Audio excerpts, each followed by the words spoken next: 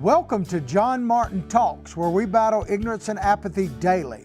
The growing ignorance of just how special this experiment we call the United States of America is, and the apathy that we can't or won't do anything and everything to save her. Well, ladies and gentlemen, I apologize for being a few minutes late here, but we've got a very special guest. We were able to get in and we had to work the technical difficulties or issues out on our end. Without further ado, I'm going to introduce you to Christian Ziegler. Christian Ziegler, among many things, is the vice chair of the Republican Party of the state of Florida. Good morning, Christian. How are you?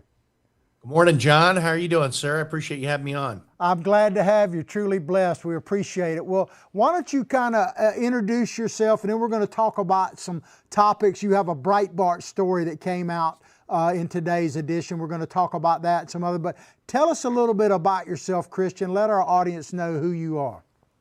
Yeah, no, I appreciate the opportunity, John. I thank everyone that's listening to this. Obviously, you're concerned with the direction your country's headed, and you want to protect your state with our great governor, Ron DeSantis. So I appreciate everyone that's listening.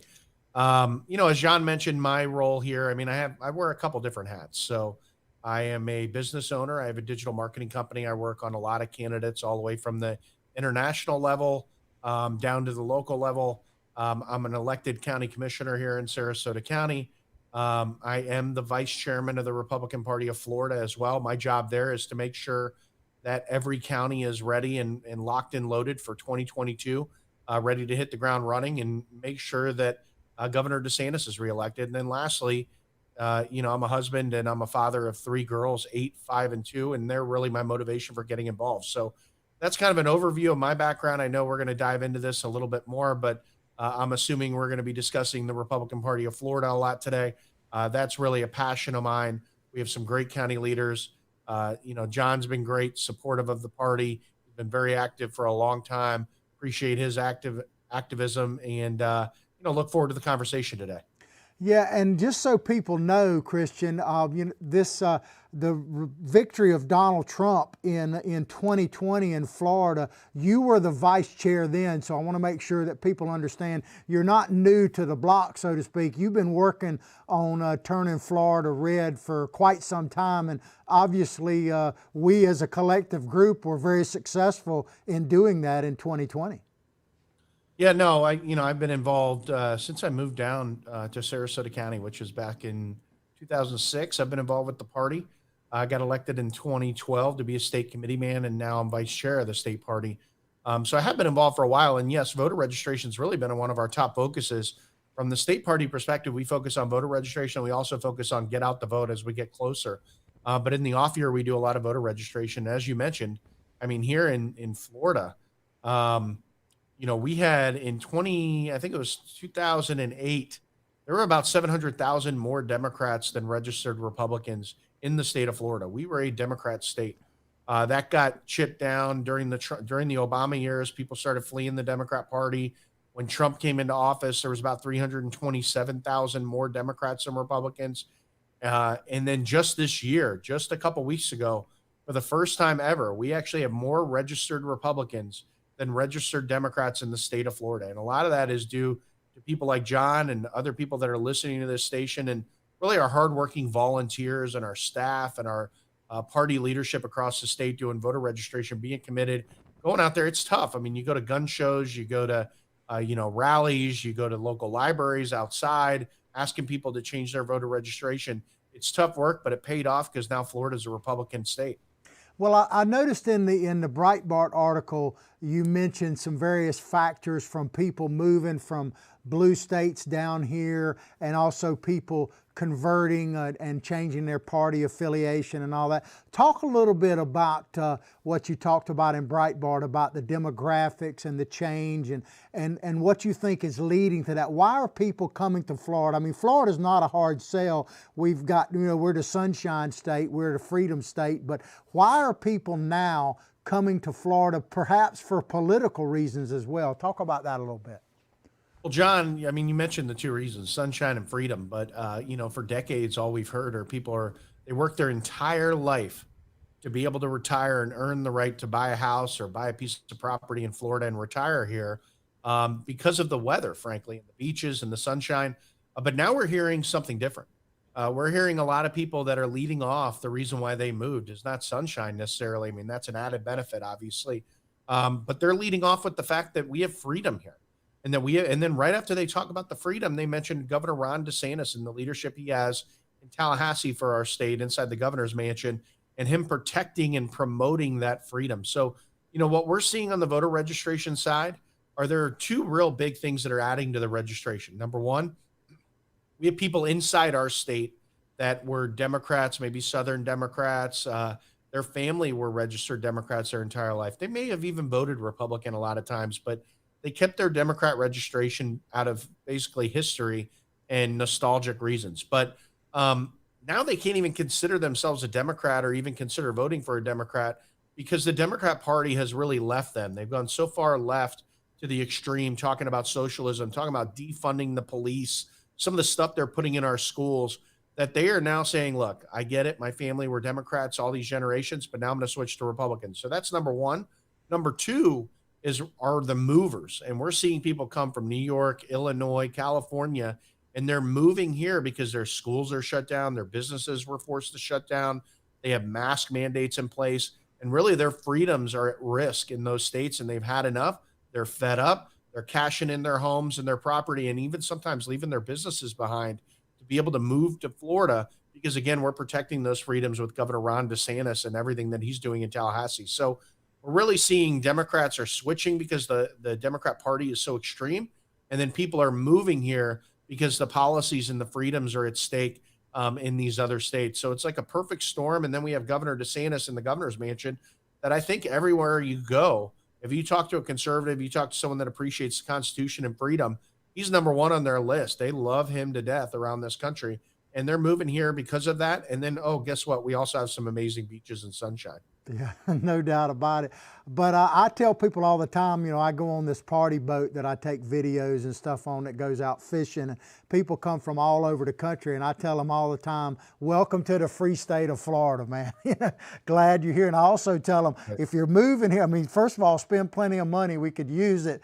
But if you're going to move here, just don't bring whatever you're running from with you. And I wonder if you'd comment on that, about people not bringing whatever troubles they're running from to Florida. We don't need we love them coming here, but we don't need their voting record unless they're truly conservative. But we got people coming here for economic purposes, and I know Texas has seen some of the same things where people will come, but then they bring the very thing that they're running from with them, and that's the only concern I have about people moving here. Yeah, and I think that concern's valid, and I think people out there share that concern. What I think is a little bit different here, though, is it's not just people moving for economic reasons. These are people that are moving because they've woken up. They've seen what the government can do and the power government has and how that's being leveraged by the left to take away their freedoms, to crush their constitutional rights, and to impose their leftist socialist agenda on them. And they're waking up now, and now they're moving. So what we're seeing there are a lot of people in their 20s, 30s, 40s, specifically moms that have maybe never voted, haven't really paid attention to the issues, if you will, because they're just, and I get it. Look, you're too busy. You're trying to take your kids to school, pick them up, take them to soccer practice, get dinner on the plate, get them to, bed. So it's kind of tough to really squeeze in some politics in there and keep abreast of what's going on. But these moms now with COVID, what's happened with the school boards have woken them up. So we're seeing a lot of people that are moving here that frankly are fleeing tyrannical school boards in other states. And they're seeing Florida as a beacon of freedom. And I think that's a lot different than what we saw with Texas, where people were just going there for economic reasons, setting up shop, and then they were voting Democrat. I think we're getting a lot of people that are moving here that frankly have never been involved, never been engaged, and their first vote is going to be for Republicans in August. So it's exciting, but yes, our job as Floridians, when a new neighbor moves in, go give them a basket, a welcome basket, and maybe have a little DeSantis flyer in there and remind them why they moved to Florida and what we need them to do to keep Florida free. Because the last thing we want are Democrats coming here, voting Democrat, registering Democrat. But again, our voter registration is through the roof on the Republican side. We're going to keep that up. I feel good about where we're at right now. Yeah, I appreciate that. And you were talking about school boards. I tell people all the time that they'll ask me, and I'm sure you run into this as well in your position, but they'll ask me, well, I think I'm going to run for something. And they start with maybe the state legislature or the Congress. And I tell them, hey, that's great, but what we really need to do is take our school boards back. We need people to run for school board, and we also need people now, it seems like, to run for state's attorneys and stuff like that, really all over the country. But you have someone that's fairly close to you that took that to heart and is on the school board, I think, right now down where you live, don't you? Yeah. So my wife is on the Sarasota County School Board, and she's been on there now almost 8 years. And the entire time she's been on there, she's been frustrated, frankly, because parents just haven't been engaged. They haven't been showing up to the meetings. They haven't really been questioning some of the curriculum or some of the content that's in schools. And they haven't been paying attention in these school board races. And so, 8 years ago, really, my wife was kind of raising the flag and waving it and saying, hey, look what's going on in these school districts. And it was a tough sell. But when COVID hit and schools started getting shut down and masks started being forced on kids, that was frankly against the science out there. Parents started waking up and saying, whoa, who are these school board members? And why do they have so much power over my children? And now we're seeing a wave of activism and excitement. One group is called Moms for Liberty. They started in Florida. My wife and two other school board members, it was kind of a concept they discussed back last fall. It started in January, just this January, so not even a year old. And I believe they have about 150 chapters. They're in over 33, 35 states, and they have almost 70,000 members just since January. It's called Moms for Liberty. They're going to these school board races. They're helping people just keep track of what's going on in the school districts and in the schools, and then they're holding people accountable. So the movement's there. People are waking up, and yes, school board arguably, I mean, you could probably make more of an impact on the next generation on the school board than you can being one out of 435 members of Congress. So if you want to get involved, you want to make a difference, and you really want to have an impact, we need you to run for these school board races. I know in Alachua County, where you're at, it doesn't get more tyrannical than there in the entire country, frankly. I mean, they're competing with Loudoun County, and we need people in that county running for school board. Absolutely, and I tell people about that all the time, that I live in a blue lake in a sea of hopefully even redder Florida coming soon. But yeah, this school board deal, it's awakened people. People need to get truly woke. If they're going to get truly woke, they need to pay attention. And that's one reason why you see the Democrats at the national level and various state levels, they're terrified about the focus on the school board, because they realize, kind of like what Ronald Reagan said about, that it's not, the freedom's not passed on into the bloodstream. We have to teach it. And they have been running our school system now for decades. And that's why, they're fighting so hard right now, because they're terrified of people getting truly woke to what's happening in our schools. Well, I wanted to ask you I want to talk a little bit about Governor DeSantis in a minute, but you mentioned something that I want to highlight a little bit, or at the very top of the show. I don't want people to gloss over it. You talked about how in your role, you're dealing with national and international candidates, and a lot of people don't really understand just how much Florida is the gateway to the Caribbean, South and Central America. And of course, in South Florida, everybody kind of knows about the Cuban population, but a lot of people in these countries, I maintain, they're worried about, I know you and I feel the same about illegal immigration, but one of the things I tell people is that the Democrats are trying to get a hold of people to put them on social welfare programs that are even coming here to work, because they cannot allow these people coming here to have a taste of the American dream, because if they ever get a taste of the American dream, they're going to be supporting our side and not the Democrats. But talk about how, Florida specifically, and then in general, about the international side of it and what you do in that area and how important that is in turning Florida red and keeping it red. Well, we saw with Donald Trump. I mean, from 2016 to 2020, he almost 3X'd, he 3X'd, he almost 4X'd his margin of victory. That was the increase from 2016 to 2020. So Florida went even more Trump, even though some of these other states he may have lost. But Florida has gone even more Trump. And the reason why is we're focused on issues that people really care about. And when you look at Southeast Florida, one of the headlines coming out of Election Day was how did Donald Trump get so much more of the Hispanic vote coming out of Miami-Dade and some of these counties down in Southeast Florida? And the reason why is, frankly, we focused on the issues. Hispanics and they're when they come here legally and they go through the work to come here legally, the last thing they want are people coming illegally and bypassing the system. Hispanics are very pro-family. They're very pro-life. They're very pro-hard work. They're hard workers, and they're very anti-socialism. So the more we highlight that we're the party that is going to be pro-work, we believe in the American dream. If you hustle, you can achieve the American dream.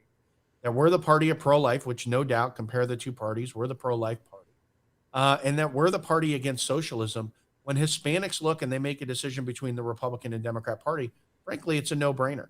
And then you add in school choice, which is something that Republicans and the Republican Party has really pushed in the state of Florida.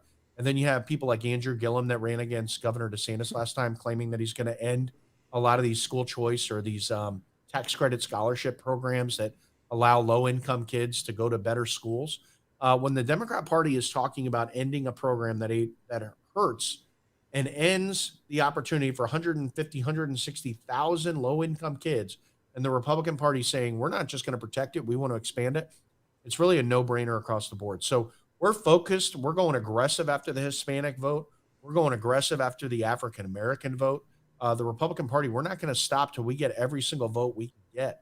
And those minorities need to realize when they open up their eyes, if they're against socialism, they're against defunding the police, they're for a strong local community, the Republican Party is the way to go.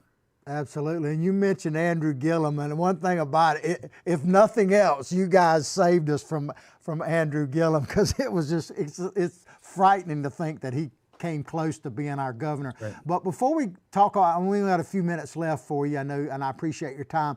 I got to get you to tell your Trump story about how Donald Trump actually offered you something. Can you tell that briefly, and then we'll get into Governor DeSantis real quick.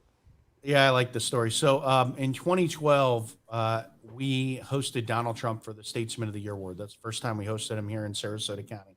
Started to develop a relationship with him and his team then. Then in 2015, before he announced for president, we had him back in Sarasota County. And, we had about 1,700 people show up for his talk. My job was to spend a little bit of time with him before to take him around and introduce him to everyone. So behind stage, before he went on, I spent an hour or 2 hours with him. Here's a donor, here's a county commissioner, here is a, party activist, and really walking him around. And he and I were kind of, joking at that point, and we really got a little bit of a casual relationship. So right before he went on stage, actually, and this is a true story, he comes over and he says, "Hey, Corey, come over here." And it ended up being Corey Lewandowski, one of his, staffers at the time. I didn't know Corey. I know Corey now pretty well. But he said, "Hey, Corey, hire this guy." And I probably would have been the fifth, sixth person on the campaign. He said, "Hire this guy." And I said, No, Mr. Trump." And he said, "No, Corey, hire him. He's done a lot of political work on the marketing side, digital side." And I said, "Mr. Trump, nope, there's no way I'm working for you." And he said, "What do you mean?" And my wife's sitting next to me. And I said, "There's no way you're going to run for president." I said, "You're trying to sell more books, increase your TV ratings, increase your name ID. I just don't see it. You're not going to, I don't know how serious you are about running for president." So he starts walking on stage, and he stops and he turns around and he leans over to me. I'm sitting in the chairs facing the stage. And he said, "I'm running, I'm going to win, and you're going to be sorry." And it turns out, I left there and I was driving my wife and I said, maybe I shouldn't have turned that down. I said, but I don't know if the guy's going to really run. And we're watching, we're sitting on the couch watching TV like a month later, and he comes down that damn gold escalator. And that was probably a missed opportunity, a big missed opportunity by me. But I was able to develop a relationship with them and their team. And I've been helpful ever since for the president. I was a media surrogate in 16, and in 20, I was a West Wing surrogate the entire time he was in office as a county commissioner. So it's good. And, I appreciate what the president's done. I think he did an outstanding job. And the contrast between a President Trump administration and a Joe Biden administration could not be greater. And I think voters are going to remember that. And I think in 2024, we might see Donald Trump again in the White House. Absolutely. Well, Trump's loss or your loss was Florida's gain, because we appreciate you. I want to get into Ron DeSantis for a few minutes here. I know you're busy. I appreciate your time. But I read in this article that's in Breitbart, and I encourage people to go look at the Breitbart headlines, and Christian is in there, that, and I've talked about this a little bit, but there's this implication coming from the Democratic Party that Governor DeSantis is invincible and they're not going to run, hard against him. I just don't trust that. I tell people that I'm American by birth, Floridian by the grace of God, and that Ron DeSantis, I've coined the phrase that he is actually America's governor when you look at the leadership coming out of there. But what do you think about this idea that they're not going to come after Ron DeSantis? I just don't trust that. Well, John, I mean, it's interesting, and I think you make some really good points. On one side, I see the governor's polling numbers, and you hear the verbatims from people on the ground, and you see the different groups, specifically the moms that I talked about earlier, that are getting activated for the first time. And it really leads you to believe that this governor is doing an outstanding job. And not only that, but people actually recognize it and appreciate it. Now you have the voter registration as well, where we just overtook the Democrats. They're losing voters. They're in total disarray. Then you look at the Democrat, platform and their policies they're pushing. It couldn't be farther to the left. I mean, you got the squad in D.C. really calling the shots for the Democrat Party, and it just doesn't match up with voters. So on paper, you say, you know what? I think this is going to be tough for DeSantis to lose. And I think the Democrats are in disarray, and they're going to have a tough time winning. Now, with that said, our job as the Republican Party of Florida, and even Governor DeSantis with this campaign, is to not take anything for granted, work our butts off, and go 150%, 100% of the time. And that's what we're going to do. And we've seen the governor do it. He's really kind of showing with leadership.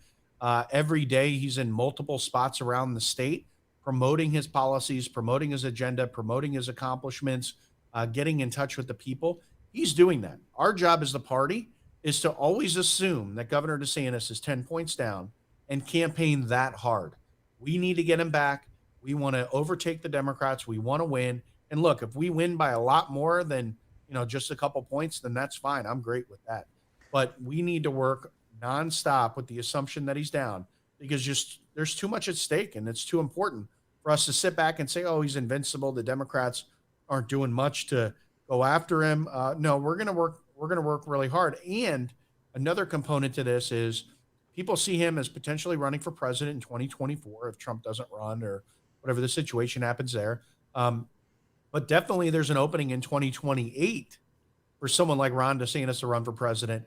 And what you're going to see are these far leftist liberals, Soros, for example, and some of these other individuals that may never step foot in the state of Florida, but they're going to be sending checks over state lines to try to take him out early because he's one of our premier recruits. So the left is going to play in this race. And the Republican Party of Florida, we're not going to stop, and we're going to go as hard as we can throughout the entire time, and then we'll take a break the day after the election. Yeah, that reminds me of something my old daddy used to tell me, who was a political figure. He said, if you run, you got to run like you're 2 votes behind, and the next 2 people you see are the ones going to put you over the top. And Governor DeSantis certainly does that. But I agree with you 100%, Christian, that he may be invincible, and I know Ron DeSantis doesn't feel that way. He's going to run, like I just said, like he's behind. But they got to damage him somehow, because he is a rising star. And if they can't stop him from being governor, they need to damage him to the point that he can't run for president. So I think you're 100% on top of that. One more thing, and I'll let you go.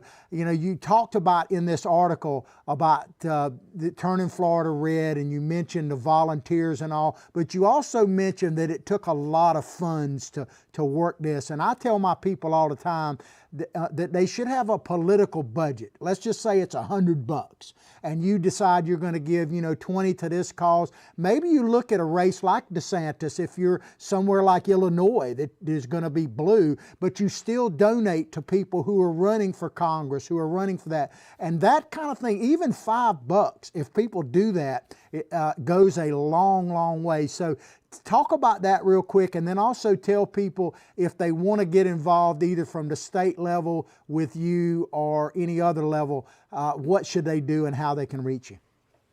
Yeah, definitely. I mean, it's hard to run for office, and one of the most difficult things people have, or tasks they have, is raising money. And you might have the greatest candidate in the world. It's like almost like a product. You can have the greatest product in the world, but if you don't have a marketing budget and you don't have a distribution, channel, that product's going to sit on the shelf, unfortunately.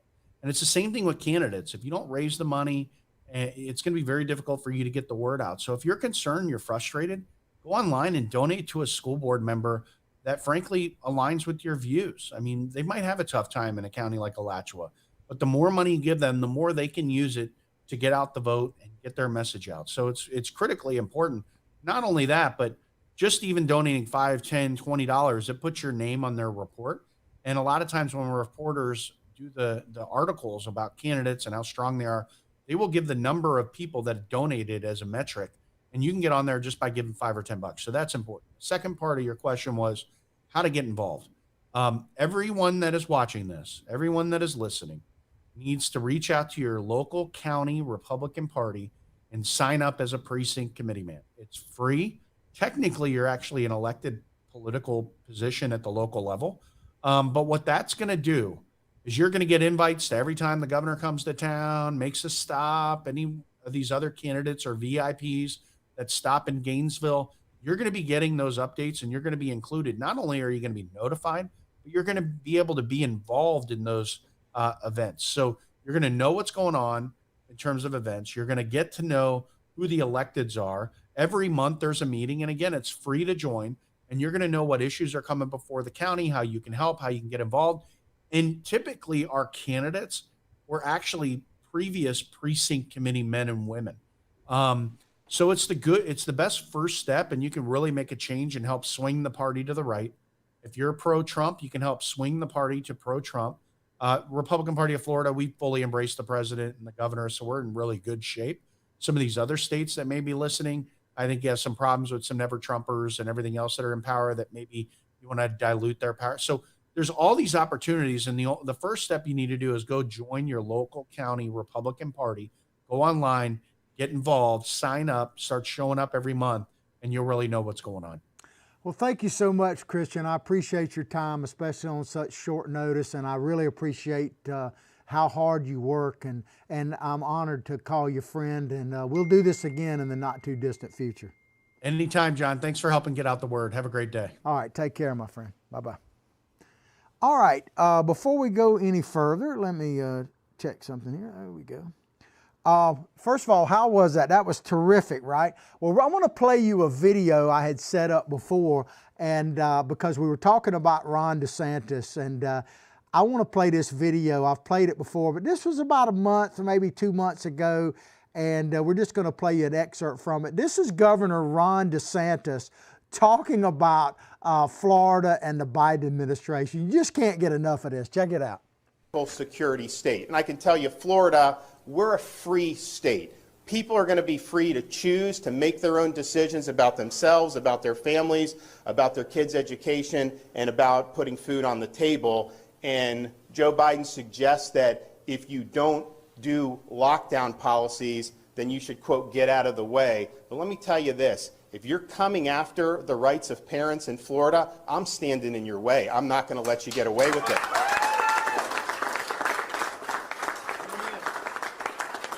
If you're trying to deny kids a proper in-person education, I'm going to stand in your way, and I'm going to stand up for the kids in Florida. If you're trying to restrict people, impose mandates, if you're trying to ruin their jobs and their livelihoods and their small business, if you are trying to lock people down, I am standing in your way, and I'm standing for the people of Florida. So why don't you do your job?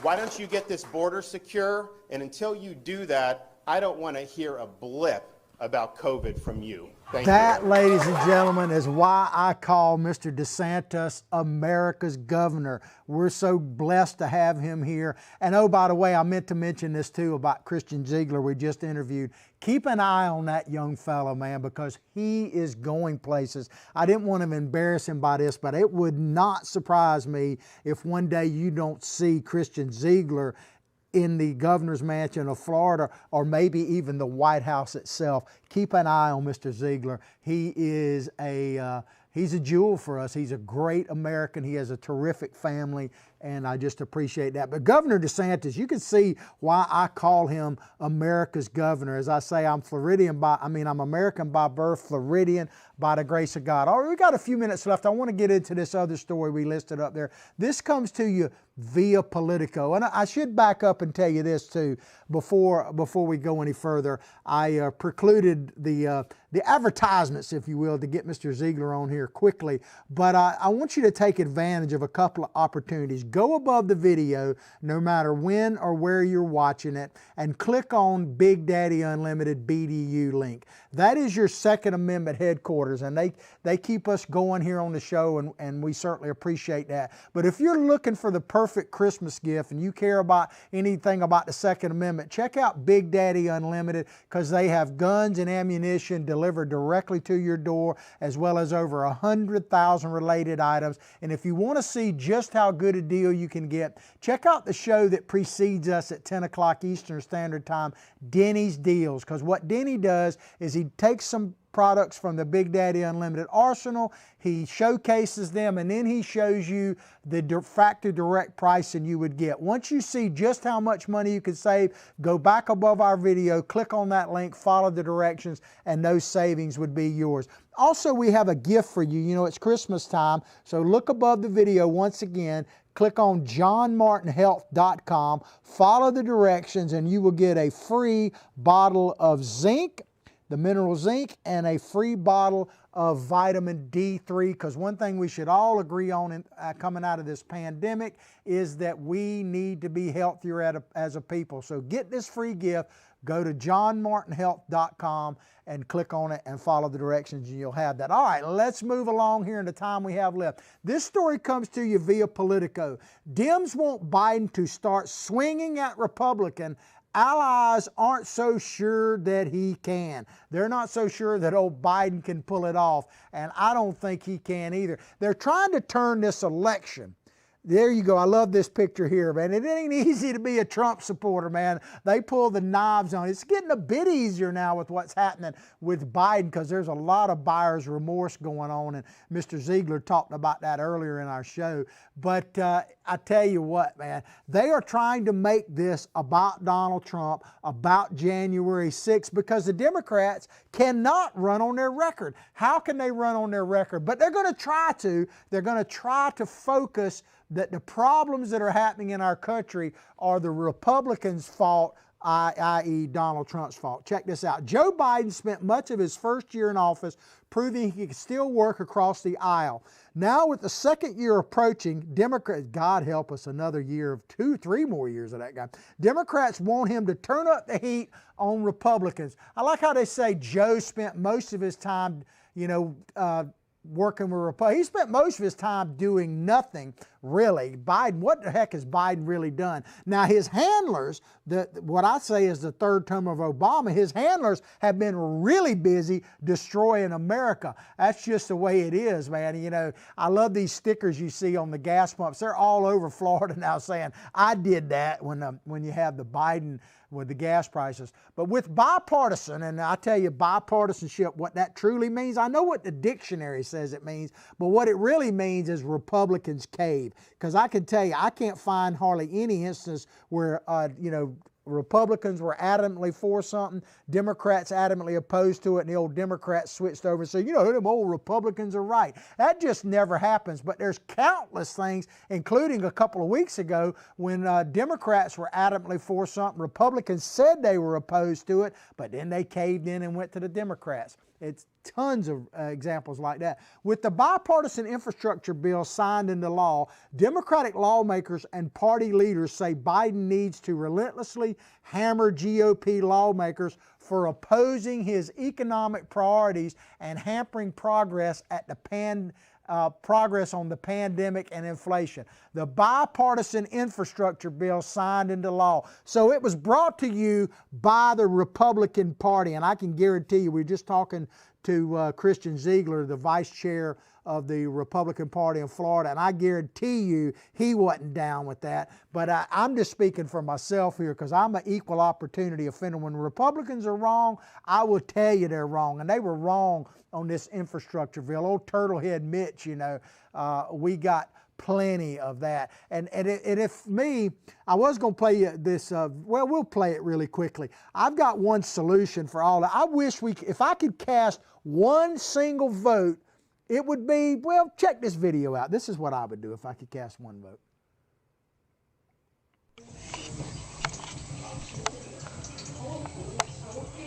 Old kitty cat's going to vote.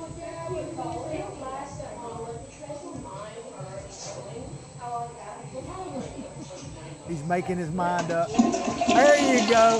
I would flush out the whole system. I would flush the whole system down the drain. Now, I know a lot of good friends would go along with it, but I think the American people would be behind that. So, you know, the Democrats, to me, they're so far, as Christian said, the Democrats are so far to the left. I call them the only people turn left more than the Democrats are NASCAR drivers, you know, and they're all conservative. But I know what to expect from the Democratic Party, and we need to just, I hate to say it, but we need to just get rid of all of them, really. But what really frustrates me quite often, and maybe I'll get Christian back on the show to talk about this, I get frustrated with the Republicans who talk a lot of talk. Now, most of them walk the walk, but there's enough of them, like old Mitch McConnell, that give these victories to Biden. But Biden was floundering, man, and he's going back to it. But listen to this. So, set this up again. What we're talking about is that the Democratic Party is now putting pressure on President Joe Biden, God help us, I hate to say that, to come after the Republicans and try to lay all this inflation, the price of gas, all this, the economy on the Republicans and Donald Trump supporters in particular. Said Robert Gibbs, who served as press secretary under former President Barack Obama, the president, talking about Biden, the president is in an awkward position because to get things done outside of reconciliation will require Republicans, but sooner or later Joe Biden has to make this more than a referendum on himself, talking about the 2022 upcoming elections, and his presidency, and instead make the stark choice between two very different ideas, philosophies. Contrast the Republican positions will be central to having a chance to win in 2022 because they cannot run on their records. But Biden cannot do this. Biden cannot pull this off, in my opinion, without help from the media. The only way, and I was going to play you these Biden bloopers, but we don't have much time left, so we'll skip that video. You've seen it anyway. But Biden is the only way he can pull this off and attack Republicans is with the complicit help of the media. It can only do it in statements. Notice they put that Biden never answers questions, right? Well, there's pretty obvious reason why, because he can't. He can't, and he looks like a fool, right? So what they do is they put out statements by the president, because he looks great in statements, right?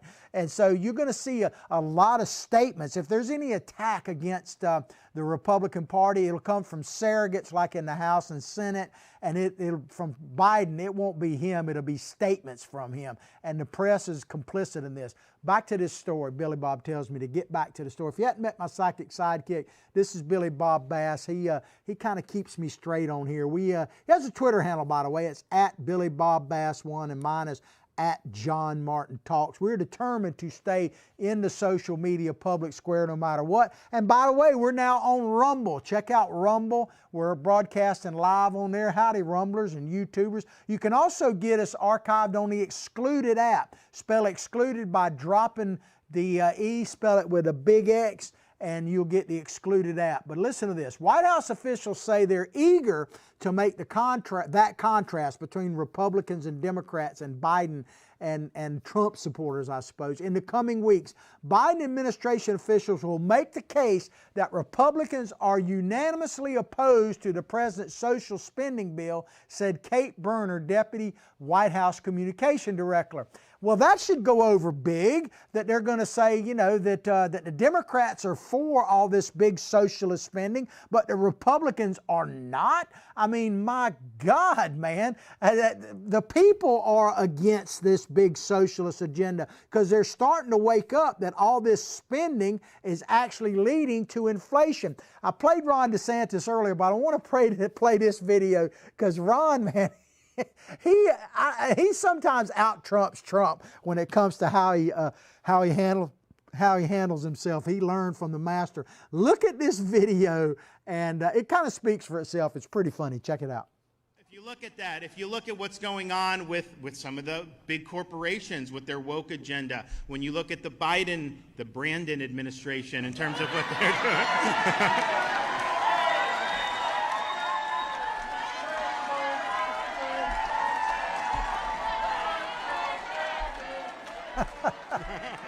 I mean, it's just funny, man. You got to give it to Ron DeSantis, man.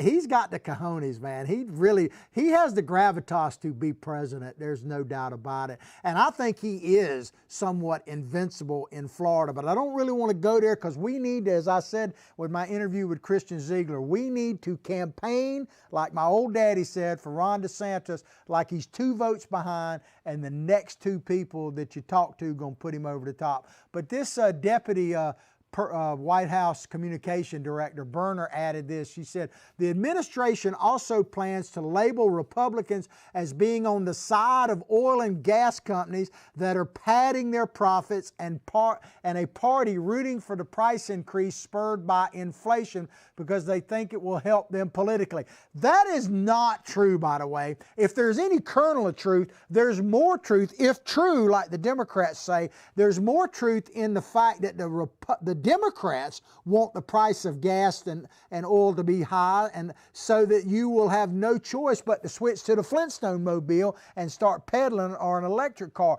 They want to make the alternatives to alternative energy the only clear choice because they're going to make it really difficult to use petroleum products. So, you know, one thing about the Democrats, whatever they're talking about, they're actually doing just the opposite. And keep this in mind. We talked about this last week. The strategic oil reserve, you know, Biden released strategic oil reserve, and first of all, it's a drop in the bucket. Now, I want to play you this video. This is Secretary of Energy Granholm, used to be former governor of Michigan, and there's all kind of crazy videos. But she was asked, and before I play this, I want you to keep in mind that if she's the energy secretary, you would, I think, safely assume that she was a part of the conversation that decided to release the oil reserves. 50 million barrels, by the way, they decided to release. And she was asked really the most straightforward, simple question that you would think any energy secretary ought to be able to just spit out at the top. But listen to what she says. Check this out.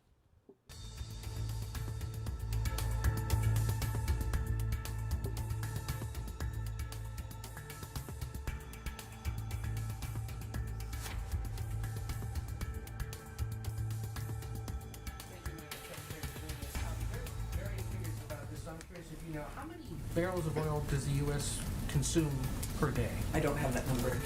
I don't have that number. The Energy Secretary of the United States of America has no idea how much oil we consume on a daily basis. Yet they're trying to put a plan together to release enough to make a difference in the gas prices in the United States. They decided to release 50 million barrels. Well, let me tell you, Ms. Granholm, the answer, an approximate answer, is roughly between 18 and 20 million barrels of oil we use every single day in the country. So do the math on that. 50 million barrels is like 3 days tops. 3 days tops of what we actually use in the country. So that's going to make a huge difference. And when it comes to global supply, which Miss Granholm talks about, you know, we don't have control over that, you're talking about a half a days for the entire world. So this 50 million barrels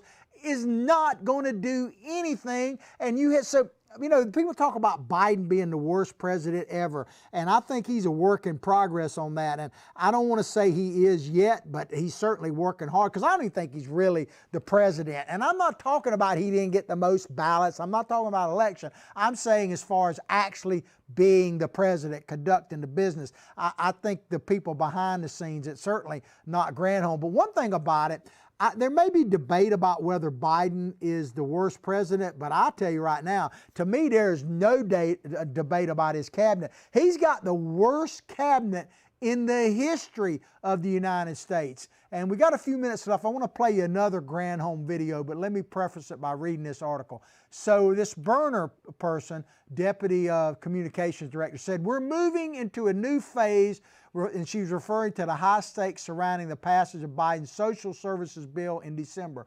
"We're going to make the stakes clear," she said, "and we'll make it very clear who is on the side of cutting costs." Listen, she's saying the Democrats are on the side of cutting costs, combating price increases, and fighting inflation, and who is not. The Republicans and the Trump supporters, right? So keep that in mind as you listen to, once again, Secretary Granholm. And this was about 2 months ago, a month and a half ago, when prices were below $3 a gallon, and we know where they're at now. I mean, I saw here in Florida, they're about $3.50 everywhere a gallon. But this is Energy Secretary Granholm talking about what the administration, these people that Ms. Berner said, you know, can do something, the Democrats. This is what she said herself. Check it out.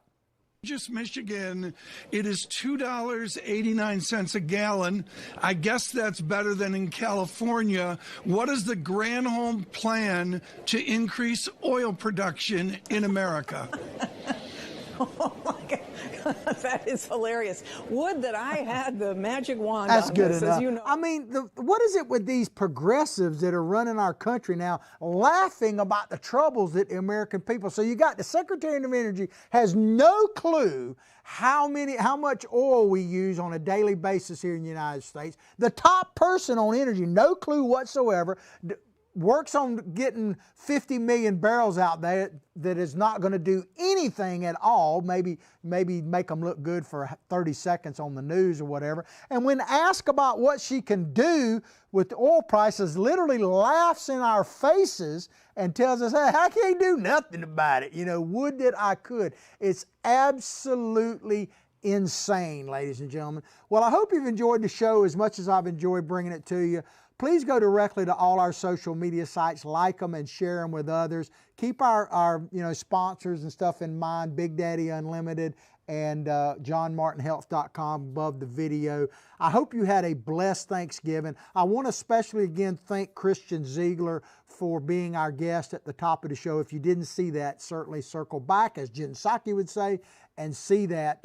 I got to tell you, ladies and gentlemen, I'm feeling pretty good for a 61-year-old. Yesterday was my birthday, and I'm 61 and a day, and I'm going to keep coming back here as long as I have breath in my lungs and blessed to have this microphone before me. I'll pray for your family. You pray for mine. Let's all pray for this great nation. She absolutely deserves it. But above all else, like I say each and every day, from my heart, from my family to yours, have a blessed day.